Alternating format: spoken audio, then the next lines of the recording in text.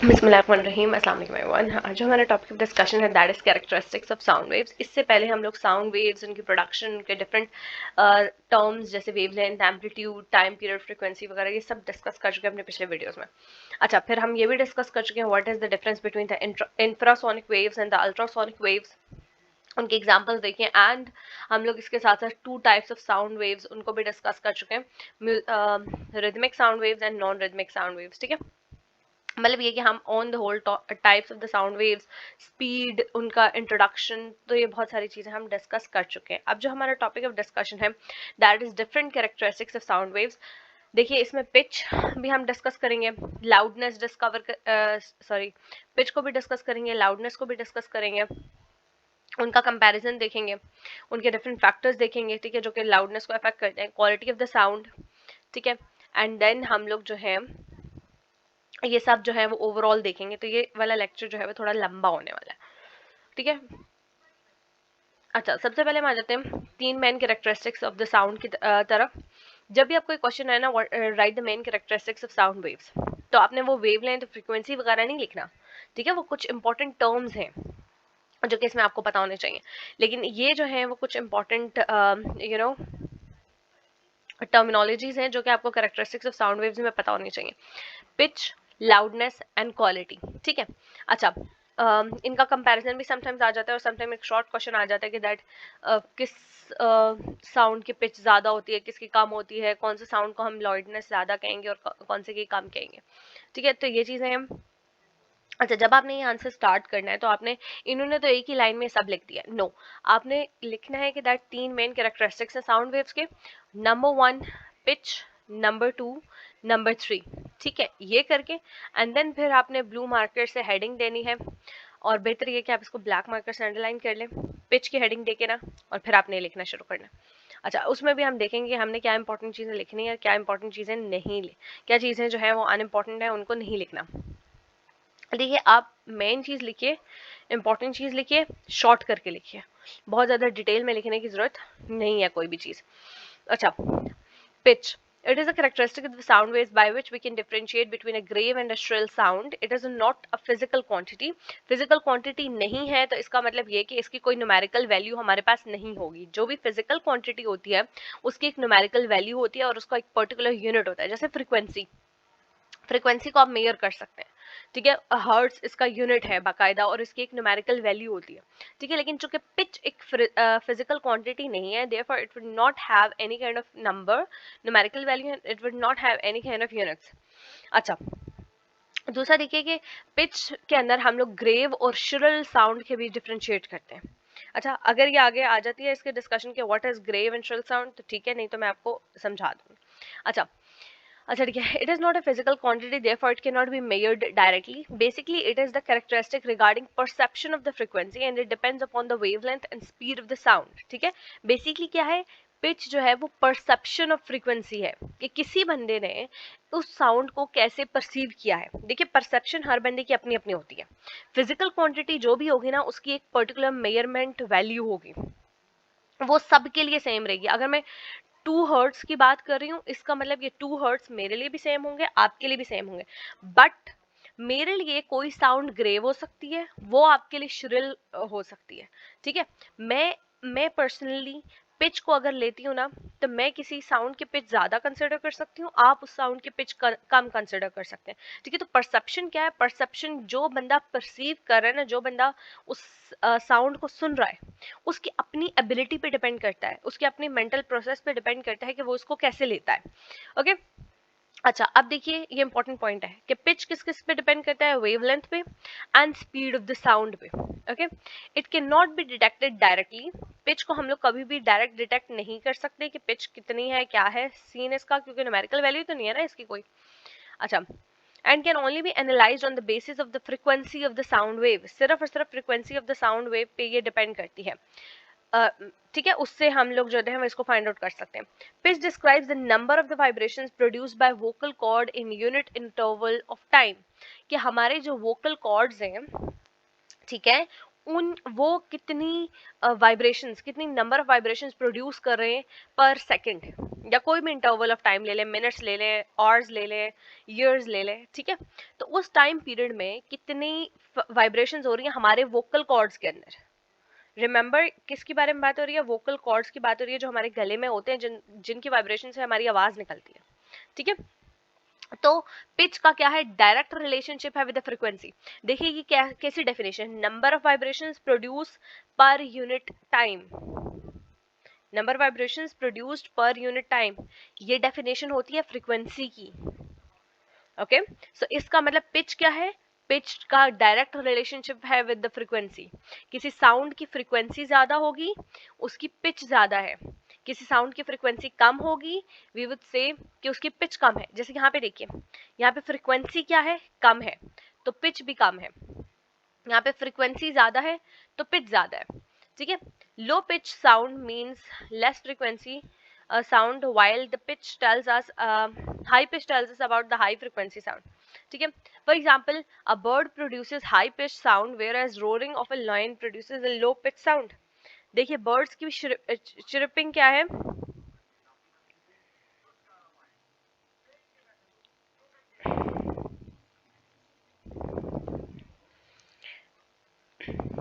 अच्छा देखिए,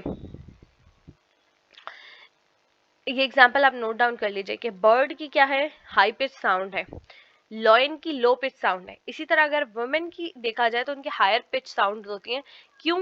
क्योंकि उनकी जो फ्रीक्वेंसी होती है वो हाई होगी, उनके वोकल कॉर्ड्स ज्यादा वाइब्रेट करेंगे, ठीक है। ये फ्रीक्वेंसी किससे रिलेट करेंगे? हम वोकल कॉर्ड्स की फ्रीक्वेंसी की बात करें, ठीक है। वोकल कॉर्ड्स के अंदर कितनी वाइब्रेशन आ रही है, जितनी ज्यादा वाइब्रेशन होगी वोकल कॉर्ड्स के अंदर, उतनी ज्यादा फ्रीक्वेंसी होगी, उतनी ही ज्यादा हाई पिच होगी। कम वोकल कॉर्ड्स के अंदर वाइब्रेशन हो रही है, जैसे मेन में होती है, ठीक है, तो उसका क्या मतलब है? उसका ये मतलब है कि फ्रीक्वेंसी कम हो रही है और पिच कम है उस साउंड की, ठीक है। तो आपको ये पता होना चाहिए पिच कोई फिजिकल क्वांटिटी नहीं है, हम इसको कभी भी न्यूमेरिकल वैल्यूज में जो है वो नहीं मेजर कर सकते। ये रिलेट करती है विद द फ्रीक्वेंसी, ठीक है, और डिपेंड करती है upon the wavelength and the speed of the sound, ठीक है। दूसरा आपने ये बताना है कि पिच जो है वो डिपेंड करती है upon the number of vibrations in the vocal cord, इस वजह से इसका रिलेशनशिप है विद द फ्रीक्वेंसी। फिर आप बताएंगे कि हाई फ्रीक्वेंसी होगी यानी हाई वाइब्रेशंस होंगी अगर वोकल कॉर्ड्स के अंदर, तो हाई फ्रीक्वेंसी होगी और जिसकी वजह से हाई साउंड प्रोड्यूस होगी, हाई पिच की साउंड प्रोड्यूस होगी। कम वाइब्रेशंस होंगे वोकल कॉर्ड के अंदर, कम फ्रीक्वेंसी होगी, और क्या एज अ रिजल्ट हमारे पास पिच जो है वो कम होगी।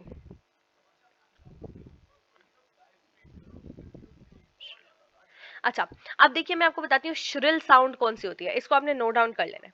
श्रिल साउंड के अंदर वाइब्रेशंस जो होती हैं वो हाई होंगी, ठीक है। जब वाइब्रेशंस हाई होंगी तो देखिए पिच भी हाई होगी और जो फ्रीक्वेंसी है वो भी हाई होगी, ठीक है। लेकिन जो ग्रेव साउंड है उसके अंदर वाइब्रेशंस वोकल कॉर्ड के अंदर कम होंगी।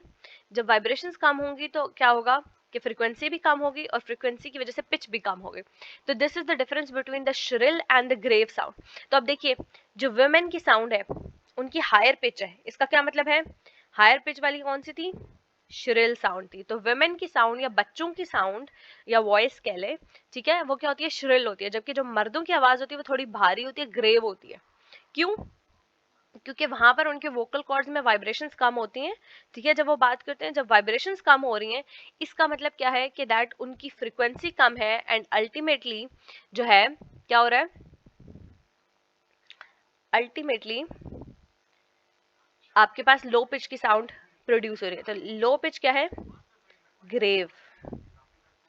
ये याद रखिए, देखिए ग्रेव जो खोदी जाती है तो वो ग्राउंड से लो लेवल पे होती है ना, ग्राउंड के से नीचे लेवल पे होती है, तो उससे आप ग्रेव साउंड याद रखिए। एंड हाई पिच क्या होगी? Shrill. Okay, this will be shrill sound. Hope so ये आपको क्लियर हो गया। अब हम आ जाते हैं towards the loudness of the sound. अच्छा, ये चीजें आपने इसमें ना जब characteristics of the sound waves आप स्टडी करेंगे और आप ये नोट डाउन करेंगे तो आपने चीजें ये नोट डाउन करती रहना है कि देखिए पिच अब जैसे किस पे डिपेंड करे? पिच डिपेंड करे फ्रीक्वेंसी पे, वेवलेंथ पे और स्पीड ऑफ द साउंड पे, ठीक है। और पिच जो है वो कौन सी वोकल कॉर्ड की सॉरी कौन सी वाइब्रेशंस है? वोकल कॉर्ड की वाइब्रेशंस यूनिट टाइम, ठीक है। फिर आपको पता होना चाहिए पिच के अंदर हमने दो तरह के साउंड्स पढ़ी हैं, साउंड वेव्स पढ़ी हैं, श्रिल एंड ग्रेव। और फिर उनका आपको डिफरेंस पता होना चाहिए। फिर आपको पता होना चाहिए ये रिलेशनशिप कि जितनी ज़्यादा फ्रीक्वेंसी होगी उतनी ज़्यादा पिच होगी। और फ्रीक्वेंसी किस पे डिपेंड कर रही है? Vibrations of vocal cords. ठीक है, ज़्यादा वाइब्रेशंस होंगी तो ज़्यादा जो है फ्रीक्वेंसी होगी, उतनी ज़्यादा पिच हाई होगी, और जितनी हाई पिच उतनी shrill sound. Okay, there comes a question कि जो आपकी मेल वॉइस है उसको कौन सी साउंड कहते हैं? ग्रेव साउंड कहते हैं या श्रिल कहते हैं? ठीक है, अच्छा, अब हम मूव कर जाते हैं towards the next topic, that is loudness. अब इसमें भी आपने देखना है कि लाउडनेस किस फैक्टर पे डिपेंड कर रहा है, कौन से साउंड को लाउड कहेंगे, कौन से साउंड को लो कहेंगे। ठीक है, अगर कोई फैक्टर्स हैं तो वो भी हम देखेंगे। अच्छा ठीक है, it is the characteristics of the sound waves by which we can differentiate between the loud and the faint sound. Pitch के थ्रू हम कौन सी साउंड्स के बीच डिफरेंशिएट करें? Shrill and grave. लाउडनेस में हम लोग कौन से साउंड्स के बीच डिफरेंशिएट करें? Between the loud and the faint sound. ठीक है, फेंट का मतलब होता है थोड़ी कम, मतलब आवाज, विस्पर टाइप की आवाज। It is also not a physical quantity. Loudness भी क्या है? It is not a physical quantity, that's why it can not be measured directly. Loudness can be measured on the basis of the amplitude of the sound waves. ठीक है, किस पे अब ये depend करे? वहां पे क्या था? वहां पे था हमारे पास frequency, let me highlight it for you, frequency, wavelength and speed. ऐसा क्या करें कि आप ये कुछ पॉइंट्स नोट डाउन कर लिया करें। देखिए पहला पॉइंट क्या हो गया यहाँ पे? पहला पॉइंट हो गया that you have to differentiate between the shrill and the grave sound। इसमें डिफरेंशिएशन किस पे होगी? कि पिच को यूज करके हम दो कौन सी साउंड्स के बीच डिफरेंशिएशन करते हैं। सेकंड हो गया कि ये किन पे डिपेंड करती है। थर्ड ये हो गया, चलें सेकंड ये कर लें कि ये फिजिकल क्वांटिटी है या नहीं है। ठीक है, थर्ड पॉइंट हो गया कि किसके ऊपर डिपेंड करती है, और फिर हम आगे देखेंगे। तो अब देखिए लाउडनेस क्या है? लाउडनेस डिफरेंशिएट करती है बिटवीन द लाउड एंड अ फेंट साउंड। सेकंड क्या है? सेकंड पॉइंट था हमारे पास कि फिजिकल क्वांटिटी है या नहीं। तो again it is not a physical quantity, therefore it can not be measured directly. Second point हमारे पास वो हो गया। थर्ड पॉइंट देखिए किस पे डिपेंड करता है? एम्पलीट्यूड पे। फोर्थ पॉइंट देखिएगा कि डायरेक्ट रिलेशनशिप है या इनडायरेक्ट रिलेशनशिप है। तो देखिए loudness is directly proportional to the amplitude of the sound wave, उसका स्क्वायर। ठीक है, एम्पलीट्यूड का square, loudness is directly proportional to amplitude square. देखिए ये square, don't forget this point. Basically, loudness of the sound waves is the sensation to test the strongest level of the sound waves. Amplitude of the wave is the best parameter to check the strongest level of the sound wave. ठीक है, loudness can be studied in terms of decibel. Loudness को हम क्या, उसका unit क्या है? Decibel. हम decibel के अंदर इसको साउंड स्टडी कर सकते हैं। देखिए जिस साउंड का एम्पलीट्यूड हाई होगा, एम्पलीट्यूड क्या था? Amplitude was the distance from the main position, distance between the extreme position and the main position. जितना ज्यादा डिस्टेंस होगा उतनी ज्यादा लाउडनेस होगी ऑफ द साउंड। जितना कम डिस्टेंस है उतनी ही वो फेंट साउंड होती चली जाएगी, उतनी कमजोर आवाज होती चली जाएगी, हमें नहीं सुनाई देगी। ठीक है, so these are the differences. अच्छा देखिए अब कंपैरिजन कर देते हैं between the loudness and the pitch. Loudness is the property of the sound which is used to differentiate between the loud and the faint sound. ठीक है, जबकि pitch में कहाँ डिफरेंशिएट करते हैं? श्रिल एंड फ्लैट, या फ्लैट के बजाय क्या कर लें? Grave sound. ठीक है, it is dependent upon the energy received by the ears in unit time interval। जबकि इट इज, अच्छा देखिए लाउडनेस क्या है? लाउडनेस में हम ये देखते हैं कि कितनी एनर्जी जो कान रिसीव करे ना उस साउंड को, उन्होंने रिसीव की है। जबकि पिच में हम ये चीज नहीं देखते। पिच जो है वो इंडिपेंडेंट है of the energy received by the ears in unit time interval. अच्छा, loudness is independent of the change in frequency. Loudness क्या है? वो फ्रीक्वेंसी पे डिपेंड नहीं करता, बल्कि एम्पलीट्यूड के स्क्वायर पे डिपेंड करता है। जबकि जो पिच है वो हमने क्या कहा था? वो डिपेंड करता है अपॉन द फ्रीक्वेंसी। जो फ्रीक्वेंसी इंक्रीज करेगी वैसे ही श्रिलनेस या फिर pitch of the sound it would increase. Okay, अच्छा अब देखिए कौन से ऐसे फैक्टर्स हैं जो कि लाउडनेस को अफेक्ट करते हैं। जैसे यहाँ पर क्या था? यहाँ पे वेवलेंथ और स्पीड था जो कि पिच को अफेक्ट करते हैं। अब हम देख लेते हैं लाउडनेस में कौन से फैक्टर्स हैं जो कि अफेक्ट कर रहे हैं कि वो साउंड को लाउड बनाते हैं या कम बनाते हैं। सबसे पहले amplitude of the sound waves, ठीक है। इसका डायरेक्ट रिलेशनशिप होता है of the with the loudness of the sound. जितना भी ज्यादा किसी भी क्या होगा उस साउंड का एम्पलीट्यूड जितना ज्यादा होगा, ठीक है, उतनी ही उस साउंड वेव का जितना ज्यादा एम्पलीट्यूड होगा उतनी ही वो लाउड साउंड होगी, ठीक है। अच्छा,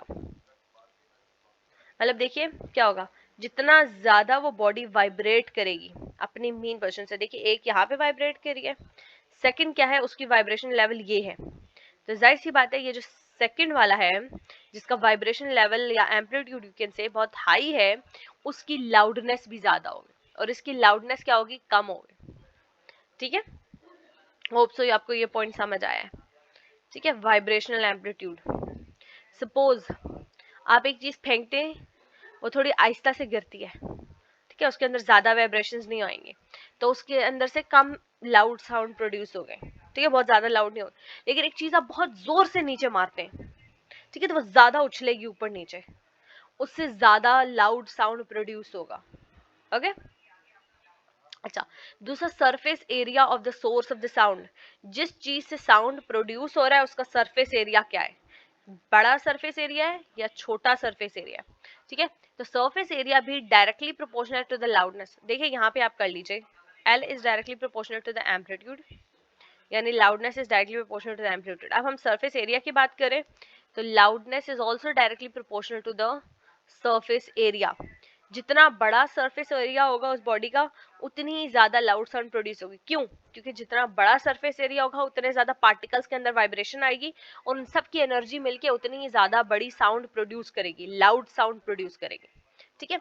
फिर हम आ जाते हैं towards the distance from the source of the sound, कि जो रिसीवर है उसका सोर्स ऑफ द साउंड से कितना डिस्टेंस है, कम है या ज्यादा है, मतलब सपोज यहाँ पे है या वो यहाँ पे है, ठीक है। तो distance of the listener from the source of the sound has inverse relationship with the loudness of the sound. So loudness of the sound का इनवर्स रिलेशनशिप है विद द डिस्टेंस। देखिए स्पीकर के पास आप बैठे हुए हैं तो आपको ज्यादा लाउड सुनाई देगा, लेकिन स्पीकर से दूर बैठे हुए तो आपको वो आवाज कम सुनाई देगी, ठीक है। It means the shorter distance listener will feel more impact of the loudness as compared to the long distance listener. अच्छा, उसके बाद हम आ जाते हैं towards the sensitivity of the ears. अब देखिए सेंसिटिविटी का भी डायरेक्ट रिलेशनशिप है विद द लाउडनेस, सेंसिटिविटी का डायरेक्ट रिलेशनशिप है विद द लाउडनेस। किसी बंदे की आवाज कान ज्यादा सेंसिटिव होते हैं, आपने देखा होगा ना, एक पिन भी गिर जाती है तो कुछ लोग जाग जाते हैं, क्यों, क्योंकि उनके कान जो है वो साउंड को बहुत ज्यादा ऊंचा परसीव करते हैं, बहुत ज्यादा ऊंचा लेते हैं, ठीक है। तो लाउडनेस का डायरेक्ट रिलेशनशिप है with the sensitivity of the years, जितना ज्यादा सेंसिटिव कान होंगे उतनी ही ज्यादा आपके लिए वो साउंड लाउड होगी, ओके। तो होप सो आपको लाउडनेस के फैक्टर्स क्लियर हो गए, कौन कौन से हैं, amplitude, surface area, distance from the source of the sound, and then sensitivity of the ears.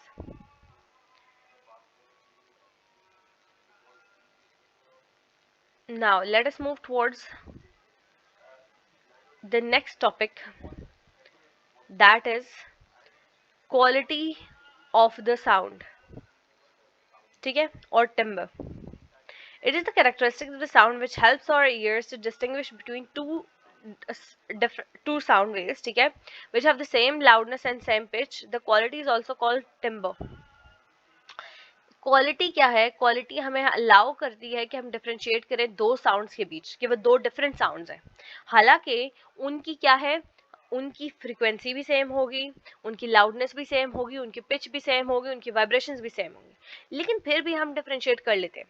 देखिए एक शख्स एक पर्टिकुलर फ्रीक्वेंसी से बोले, दूसरा शख्स भी उसी फ्रीक्वेंसी से बोले, लेकिन क्या उन दोनों की आवाज हमारे लिए डिफरेंट होगी, क्यों, क्योंकि उन दोनों की आवाज की क्वालिटी डिफरेंट है, ठीक है। अच्छा, इसके थ्रू हम लोग क्या कर लेते हैं, different characteristics of the sound waves को स्टडी कर लेते हैं, जैसे harmonic contacts. The word harmonic contacts mean that during the motion of the sound the way followed by molecules of the medium for transmitting energy. हम लोग क्या करते हैं कि देखिए कुछ लोग जो हैं जब वो बोलेंगे तो उनके जो वाइब्रेशंस होंगे उनके वोकल कॉर्ड्स में वो एक पर्टिकुलर तरीके से होंगे, ठीक है, जिसकी वजह से जो साउंड एयर है उसके मॉलिक्यूल्स के अंदर जो वाइब्रेशंस डेवलप होंगी वो भी एक पर्टिकुलर टाइप की होंगी। ठीक है, तो जब वो हमारे कानों में पहुंचेगी तो हमें पता चलेगा अच्छा ये पर्टिकुलर एक साउंड है। ठीक है, इसी तरह जब वो कोई दूसरा शख्स बोलेगा तो उसके वोकल कॉर्ड्स वाइब्रेट तो करेंगे। ठीक है, सेम फ्रिक्वेंसी से सपोज वाइब्रेट करें, लेकिन उनके वाइब्रेशन के मूवमेंट में थोड़ा डिफरेंस होगा as compare to the first person. तो वो उनकी वजह से जो वो है एयर है उसके मॉलिक्यूल्स के अंदर डिफरेंट वाइब्रेशंस प्रोड्यूस होंगे और जो हमें आवाज सुनाई देगी वो भी एक डिफरेंट आवाज होगी। ओके, सो हम लोग क्या करते हैं यहाँ पर harmonic contacts of sound waves उनको स्टडी कर सकते हैं। और हार्मोनिक कॉन्टैक्ट्स मैंने आपको बताया अभी कि हैं पर्टिकुलर टाइप की वाइब्रेशंस हैं with in the particular type की वाइब्रेशंस हैं with in the air molecules. अच्छा ठीक है, the quality of the sound depends upon relative intensities of the overtones. किस पे डिपेंड कर रही है? डिपेंड कर रही है रिलेटिव इंटेंसिटीज, कि एक की इंटेंसिटी क्या है और दूसरे की इंटेंसिटी क्या है। एक की इंटेंसिटी डिफरेंट होगी, दूसरी की इंटेंसिटी डिफरेंट होगी। ठीक है, ऑफ द ओवरटोन्स अब हम देख लेते हैं what is an overtone. Any क्या कहते हैं, overtone means any harmonic with frequency greater than the fundamental frequency of the sound. Overtones क्या है? एक फ्रीक्वेंसी की साउंड थी, ठीक है, उसके ऊपर एक दूसरी फ्रीक्वेंसी की साउंड आ गई। अब यहाँ पर इनके बीच कंजक्टिव इंटरफेरेंस हुई और एक लाउड एक क्या है, एक डिफरेंट साउंड प्रोड्यूस हुई है, डिफरेंट फ्रीक्वेंसी की साउंड प्रोड्यूस हुई है। इसकी फ्रीक्वेंसी डिफरेंट थी, दूसरे की फ्रीक्वेंसी डिफरेंट थी, और जब ये दोनों क्या हुई हैं, हार्मोनिक उसमें आई हैं, ठीक है, कंजक्टिव उसमें इंटरफेस में आई हैं, तो क्या हुआ है कि दैट इनकी फ्रीक्वेंसी इंक्रीज हो गई है। Okay, so that is basically overtone. अच्छा, generally quality of the sound इतना नहीं आता, लेकिन फिर भी आपको पता होना चाहिए कि इसको टिम्बर कहते हैं। ठीक है, ये हमें क्या बताता है, हार्मोनिक कॉन्टैक्ट्स के बारे में बताता है। Over relative intensities of the overtone के थ्रू हम डिफरेंशिएट कर सकते हैं between the two different qualities of sound. लेकिन मेन इंपॉर्टेंट क्या है आपके लिए, पिच एंड लाउडनेस है। लाउडनेस के फैक्टर समटाइम्स आ जाते हैं, समटाइम्स आपको डिफरेंशिएट करने के लिए आ जाएगा between the loudness and the pitch. ये पॉइंट्स भी लिख लीजिएगा, ठीक है, इनको तो ऐसा रट्टा लगा लीजिए। जो पॉइंट्स मैंने लिखवाए हैं उनको भी लिख लीजिएगा। ठीक है, हमेशा याद रखिए अगर आपको लॉन्ग क्वेश्चन दिया गया है तो 5 से ज्यादा आपके पास पॉइंट्स होने चाहिए। शॉर्ट क्वेश्चन आंसर दिया गया, शॉर्ट क्वेश्चन दिया गया तो आप शॉर्ट क्वेश्चन के देखें 3 मार्क्स है, 3 मार्क्स है तो आप 3 पॉइंट्स लिखेंगे और एक एक एग्जाम्पल लिख देंगे। यहाँ पर क्या है, एग्जाम्पल जो है आपके पास नहीं है, लेकिन आप क्या कर सकते हैं, आप यहाँ पर जैसे देखिए पिच के लिए आपने ये डायग्राम बना दी, लाउडनेस के लिए आप ये डायग्राम बना देंगे। ठीक है, तो यूं आपके मार्क्स जो है वो सेव हो जाएंगे। तो इन चीजों का आपने ध्यान रखना है। ठीक है, मैं बार बार आपको कह रही हूँ कि आपके एग्जाम्स में आपके पेपर में क्या लिखा हुआ है वो मैटर करता है, आपके दिमाग में क्या चल रहा है उससे एग्जामिनर को कोई गर्ज नहीं होती। आप अपनी क्लास के कितने ही लाइक फाइक स्टूडेंट क्यों ना हो, बोर्ड के पेपर में अगर आपने अच्छा नहीं लिखा हुआ आपको मार्क्स नहीं मिलेंगे, एंड आपके ये मार्क्स आगे आपके सारे फ्यूचर को डिटरमाइन करेंगे। सो आज मेहनत कर लें, कल कम मेहनत करनी पड़ेगी। मैं नहीं कहूँगी कि मेहनत नहीं करनी पड़ेगी क्योंकि ज़िंदगी में करनी पड़ती है, लेकिन कल थोड़ी कम मेहनत करनी पड़ेगी। आज आपके कॉन्सेप्ट्स क्लियर होंगे, कल उन्हीं कॉन्सेप्ट्स की बेस पे नए कॉन्सेप्ट्स आपके बिल्ड होंगे। तो पुराने अगर नहीं क्लियर तो क्या होगा, अगले भी समझ नहीं आएंगे। Remember this thing. तो समझने के लिए ज़रूरी है कि आप सही तरीके से फोकस करके पढ़ें। नहीं समझ आती, दोबारा इस वीडियो को देखें, उन पॉइंट्स को रिपीट करके देखें। और एक ट्रिक मैं आप लोगों को बताती हूँ कि दैट आप लोग ना रिवीजन ऐसे करें कि आप लोग बार बार इन वीडियोस को सुने। ठीक है, सुनने से बहुत सारी चीजें आपके दिमाग में रिटेन रहेंगी। जब आप पेपर लिखने बैठेंगे ना तो आपको आपके जहन में मेरी आवाज गूंजेगी, आपके आंखों के सामने ये वीडियो जो है वो चल रही होगी कि ये पॉइंट्स हाईलाइट किए थे मैम ने, ये पॉइंट्स मुझे लिखने हैं। ओके, इन पॉइंट से कम पॉइंट्स नहीं मैंने मेंशन करके आने पेपर में। So this is very important, this is very important for you guys. तो ट्रिक इज कि जिस भी की वीडियोस आप देखते हैं जो आपको समझ आती हैं, आप वो वीडियोस बार बार देखा करें। ठीक है, मैं पढ़ा चुकी हूँ एक दफा लेक्चर, टेस्ट हो चुके हैं, लेकिन उसके बावजूद जब आपके सपोज पेपर्स होने वाले हैं ना, तो आप क्या करें, उन दिनों आप सपोज कि आज मैंने सिर्फ इसे एक चैप्टर के लेक्चर सुने, वो सुन लिए, नेक्स्ट टाइम थोड़ी ज़्यादा स्पीड में लगा के सुन लिए, उसे नेक्स्ट टाइम थोड़ी ज़्यादा स्पीड में लगा के सुन लिए। क्यों? यूँ आपके पॉइंट्स की रिवीजन होती चली जाएगी, चाहे वो आप हाथ से प्रैक्टिस ना करें कॉपी के ऊपर, बुक के ऊपर, लेकिन आपकी प्रैक्टिस होती चली जाएगी। सो इस पॉइंट को ध्यान रखिए। अच्छा, नेक्स्ट टॉपिक जो है वो हम intensity of the sound waves discuss करेंगे। ये भी एक थोड़ा लंबा लेक्चर होने वाला है। And then factors for the propagation of the sound, speed of the sound, then noise, और नॉइस वाला टॉपिक भी लंबा होगा और एको वाला भी, ठीक है। So make sure you prepare for this. हम इन टॉपिक्स को डिस्कस करते हैं, ओके।